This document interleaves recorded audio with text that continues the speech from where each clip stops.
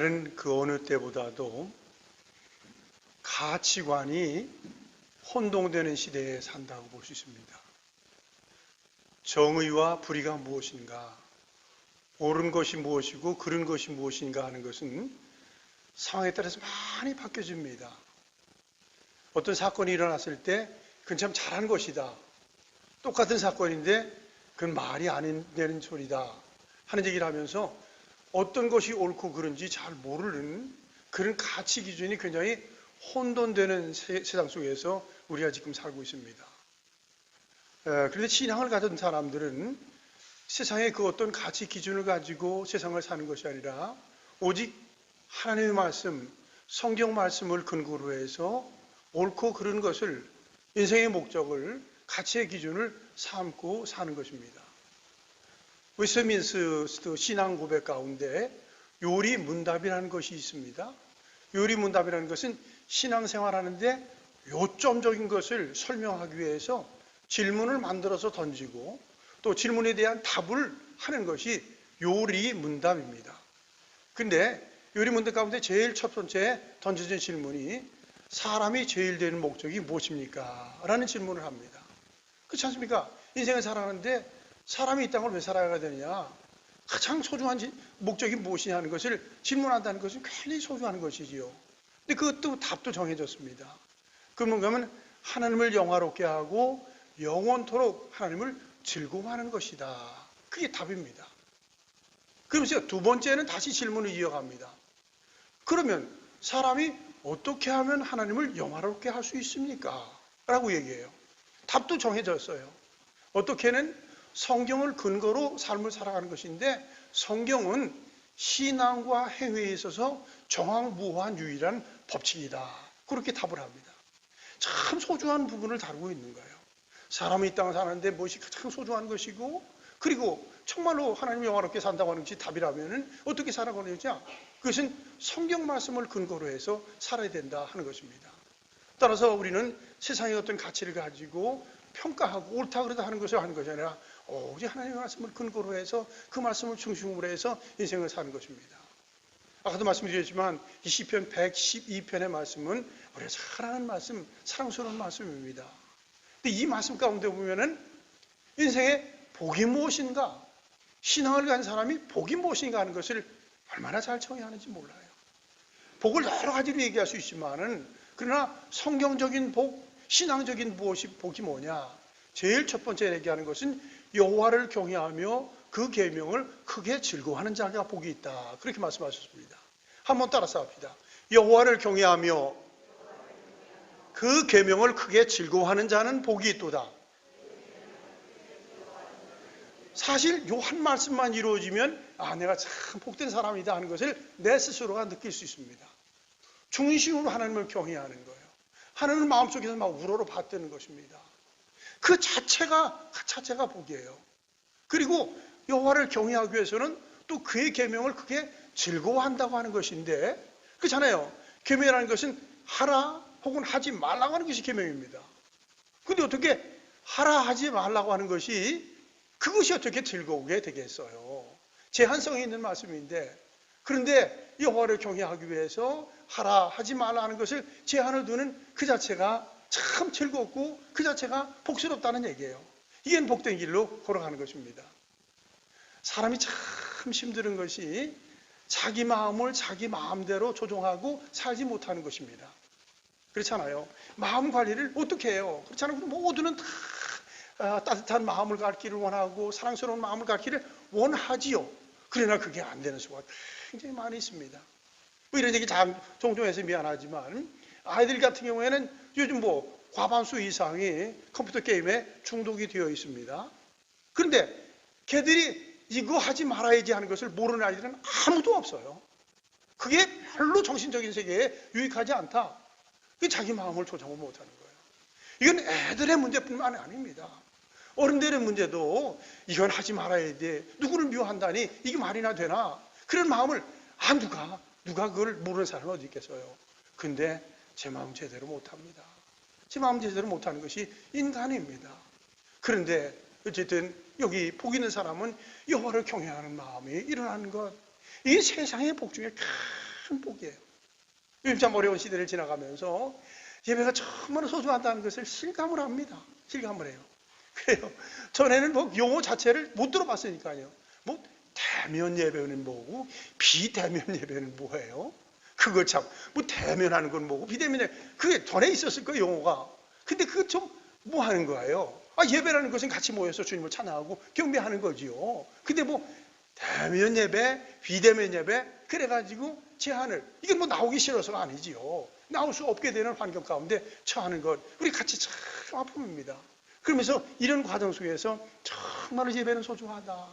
더욱이 모여서 하나님을 경배하고 찬양하고 예배하는 것이 얼마나 소중한 것인가. 우리 마음 가운데 하나님을 예배하고 싶은 마음이 일어나는 건 이게 복 중에 얼마나 복인가 하는 것을 참 느끼는 그런 기회입니다.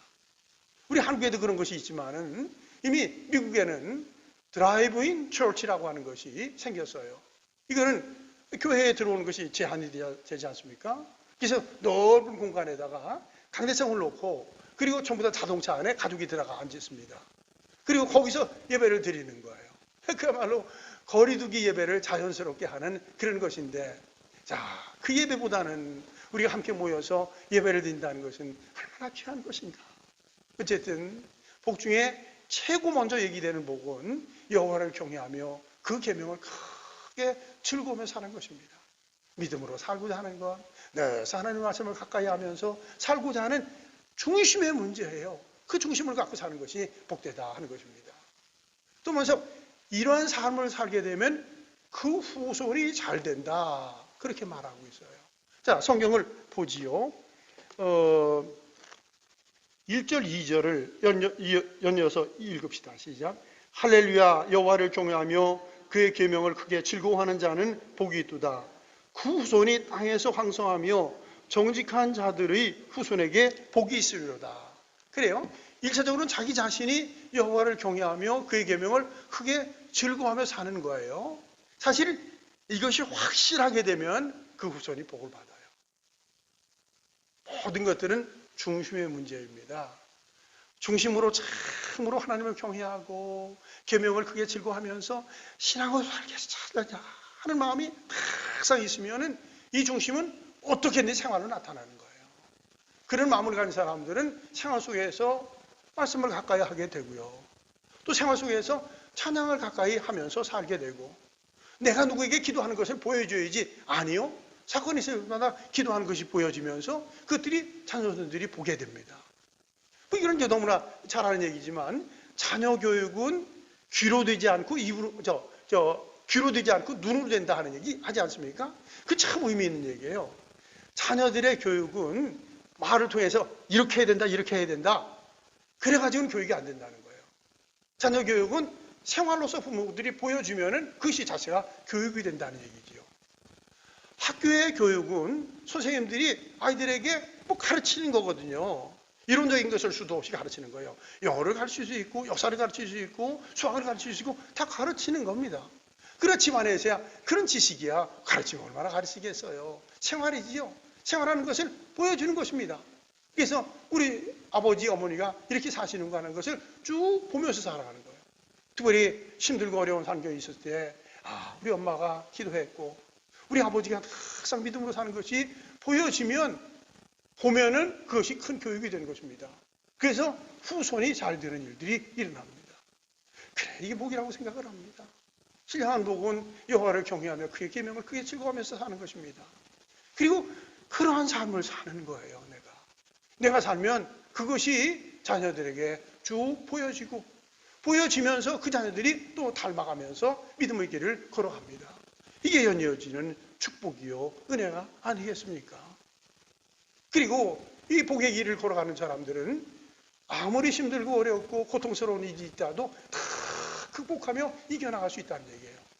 오늘 말씀 가운데 흑암 중에 빛이 일어난다, 그런 말씀이 있어요. 자, 4절 말씀을 같이 한번 읽죠. 시작. 정직한 자들에게는 흑암 중에 빛이 일어나나니 그는 자비롭고 긍휼이 많으며 의로운 이로다. 자, 믿음을 갖고 사는 사람은 흑암 중에 빛이 일어난다. 흑암이라는 것은 깜깜한 중에 빛이 일어난다는 그런 얘기예요. 근데 이게 실제적으로 있었던 일입니다. 특별히 출애굽기 마지막 부분을 보게 되면 하나님께서 모세를 통해서 이스라엘 민족들을 애굽에서 나오게 하는 일을 하지요.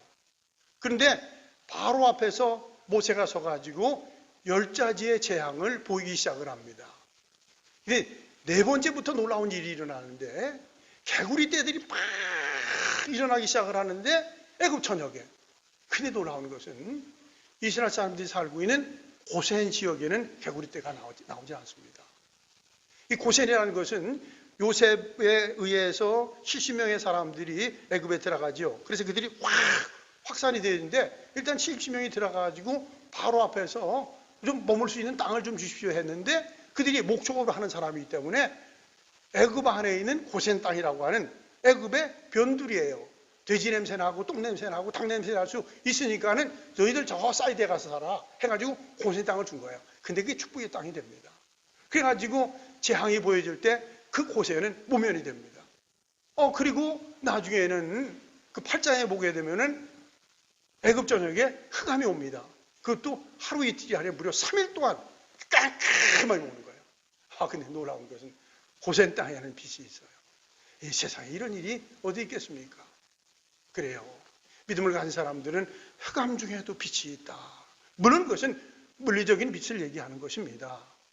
그러나 믿음을 가진 사람들은 세상을 살면서 어렵고 힘든 일이 있을 수 있어요. 그러나 어렵고 힘든 일 속에서 하나님의 도우심의 손길을 받을 수가 있습니다. 이길 수가 있어요. 신약성경에 나오는 바울의 모습은 참 어떻게 그렇게 살아갈 수 있냐. 도무지 어떻게 믿음을 가지고 그렇게 살아갈 수 있는가. 이야, 대단하다. 자칫 잘못하면 예수님보다 바울이 사랑하겠다. 그런 생각이 들 정도로 그렇게 믿음의 길을 잘 걸어가요. 예수님을 딱 만나고 나서 변화가 돼서 그렇지요. 그러면서 그가 디모데 전서에 믿음의 아들 디모데에게 편지를 하면서 그런 얘기를 해요. 하나님께서 나같이 참 잘못된 사람, 나는 예수 믿기 전에 그렇게 핍박을 했고 행악을 했고 못된 일을 많이 했는데 하나님이 날 선택해가지고 믿음을 갖게 했다. 내가 이 긍휼을 받은 까닭이 있는데 그것은 영생을 얻는 자들에게 있어서 본을 보이기 위해서 그렇다. 어떻게 자기 정리를 그렇게 하는지 모르겠어요. 자기는 그렇게 믿음 갖기 전에 형편없었는데 일방적으로 하나님이 자기를 선택해가지고 신앙을 갖게 하신 것은 하나님의 목적이 있다는 거예요. 그것은 이미 신앙을 가진 사람, 영생을 얻은 사람들에게 신앙은 이거로구나 하는 것을 모범을 보이기 위해서 자기를 선택해 줬다는 거예요. 그게 모든 생활이 다 모범적인 삶을 살아갑니다. 그런데 말할 수 없는 어려움이 있지요. 있습니다. 그런데 그야말로 그 삶의 여정은 흑암 중에 빛을 보면서 살아갑니다. 우리가 잘 알죠. 사도행전 16장 빌립보 감옥 사건입니다. 빌립보 지역에서 복음을 전하다가 그야말로 억울한 거예요. 매를 맞고 그리고 한밤중에 감옥에 끌려 들어갑니다. 끌려 들어갔는데 그 안에서 놀라운 일입니다. 거기서 찬양을 시작하지요. 그래 아버지 앞에 간절하게 기도합니다. 그랬더니 죄수들도 듣고 간수들이 그 소리를 들어요. 그리고 거기에 나오지 않지만 저 사람 매 맞고 들어와가지고 억울해서 와서 돌았나 보다, 미쳤나 보다 그런 생각을 했을 거예요. 근데 웬일이에요? 그 찬송, 그 기도가 지진을 일으킵니다. 옥문을 여옵니다. 놀라운 일이에요. 그야말로 흑암 중에 빛이 일어나는 거지요.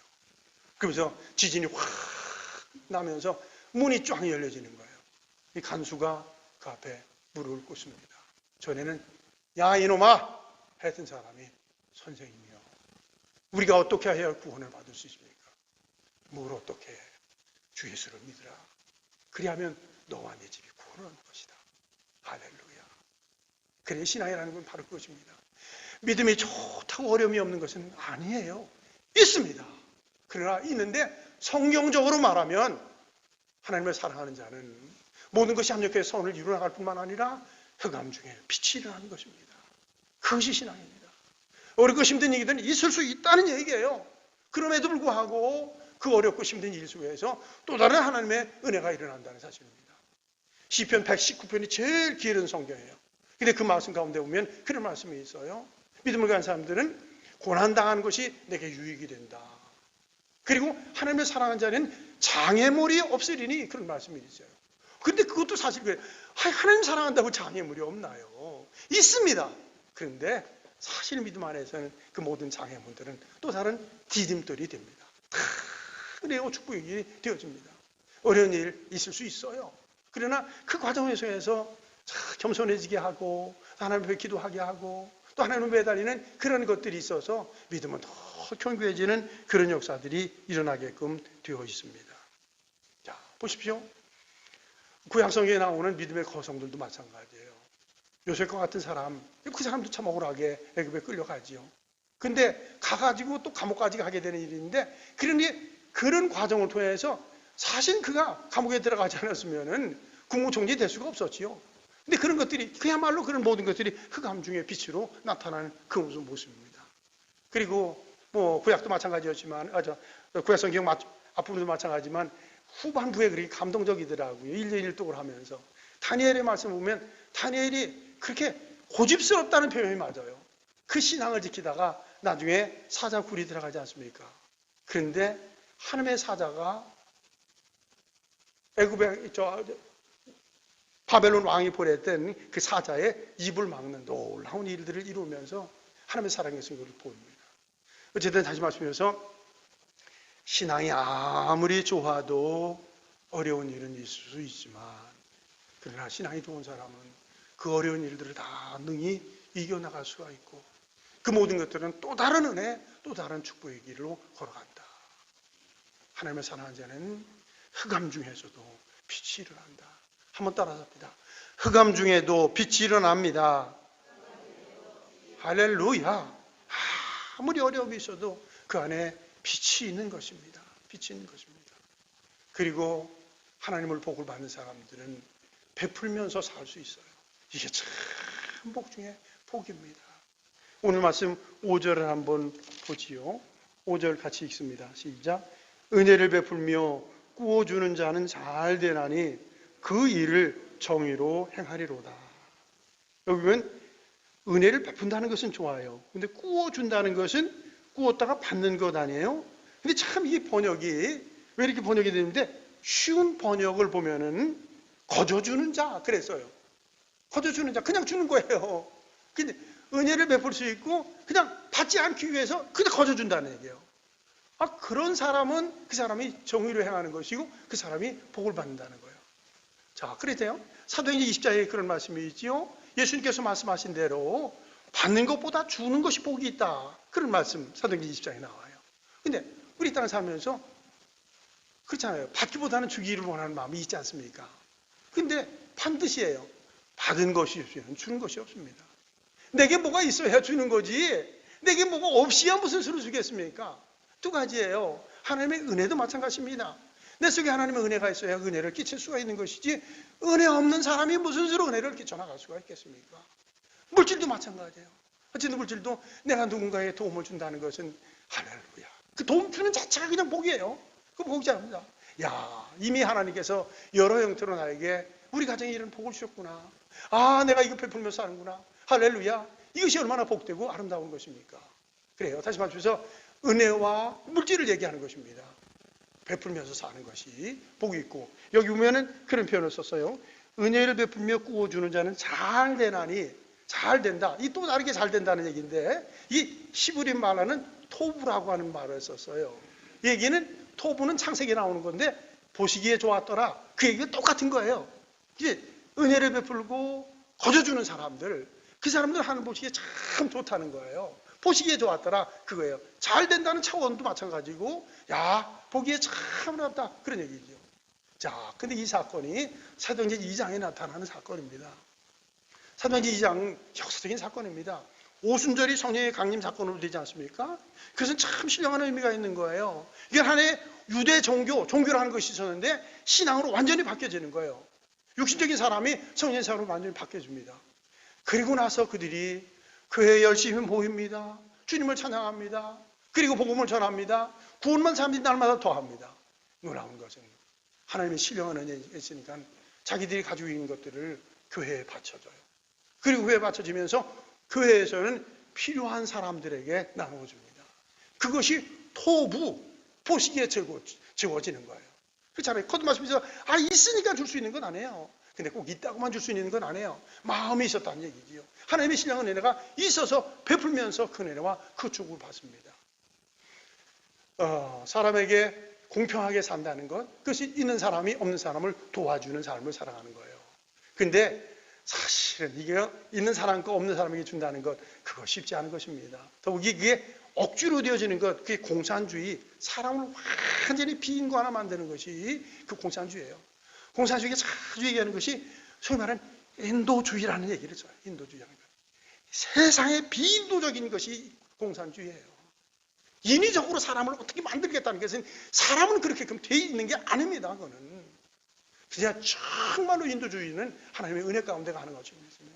하나님의 신령한 은혜가 넘치기 시작하면 그 사도행전 2장처럼 그런 일들이 나타나게끔 되어 있어요. 이게 복이 있는 사람이죠. 이게 행복한 사람이죠. 그래요. 흑암 중에 빛이 일어나고, 그리고 은혜와 물질적인 것을 거저 베풀 수 있는 은혜와 축복, 이게 참으로 복된 삶을 살아가는 것입니다. 근데 이것은 오직 성령 안에서, 예수 그리스도 안에서 그것이 가능한 것이고, 이 삶을 살아가는 것이 주님 보시기에 도무 즐겁고 아까 얘기했처럼 잘 되나니 그 얘기도 똑같은 거예요. 복음 누리면서 살아가는 것입니다. 이것은 그렇습니다. 내가 내 신앙을 잘 지킨다는 것 굉장히 소중한 것이고, 내가 신앙을 잘 지키면 일단 내가 복을 받고 후손이 잘 되고 어렵게 살아갈 때 흑암 중에 빛이 일어나고, 그리고 끊임없이 베푸는 삶을 살아가고 그 베푸는 삶은 연이어지는 삶을 살아가는 은혜가 있는 것입니다. 자, 이런 삶을 살아가는 삶의 자세를 보면 얼마나 또 안정되게 사는지 이루 말할 수가 없어요. 6절과 7절의 말씀을 같이 읽죠. 시작. 그는 영원히 흔들리지 아니하며 의인은 영원히 기억되리로다. 그는 흉한 소문에 두려워하지 아니하며 여호와를 의뢰하고 그 마음을 굳게 정하였도다. 자, 7절 보면 이렇게 사는 사람, 믿음으로 사는 사람, 이 사람인데 그는 영원히 흔들리지 않는다. 전에 이 번역은 흔들리지 않는다는 것을 요동하지 않는다 그랬어요. 개역 번역에. 그거 참 그 번역 좋아요. 요동함이 없다는 얘기죠. 흔들림이 없다는 얘기예요. 시편 23편의 말씀 보면은 여호와는 나의 목자시 내게 부족함이 없으리로다. 그가 나를 푸른 풀밭에 누이시며 쉴만한 물가로 인도하시는도다. 그 흔들림 없는 삶을 살아가는 것입니다. 그런데 시편 1편에서 말하는 것이죠. 악인은 바람에 나는 겨와 같다는 얘기예요. 그 차이 엄청난 얘기입니다. 바람에 나는 겨라는 것은 정신없는 거예요. 그런데 믿음이 있는 사람, 은혜가 있는 사람은 시냇가에 심은 나무와 같이 안전하게 살고 철을 따라 열매를 맺는 복된 삶을 살아갑니다. 오늘 믿음의 삶을 이렇게 사는 거예요. 흔들림이 없다. 아주 안정되고 평화로운 길을 걸어갑니다. 잠언에서 그런 말씀을 했죠. 의인은 사자와 같이 다 함대하다. 말씀 참 너무 좋아요. 뭐 힘을 쓴다는 얘기는 안 해요. 언제든지 여유가 있고 평강이 있는 것입니다. 그것이 신앙입니다. 여호와를 경외하면서 살고 그 계명을 그에 즐거워하고 그에서 후손이 달되고 흑암 중에 빛을 받으며 살고 그리고 베풀면서 살아가는 삶, 믿음의 삶이에요.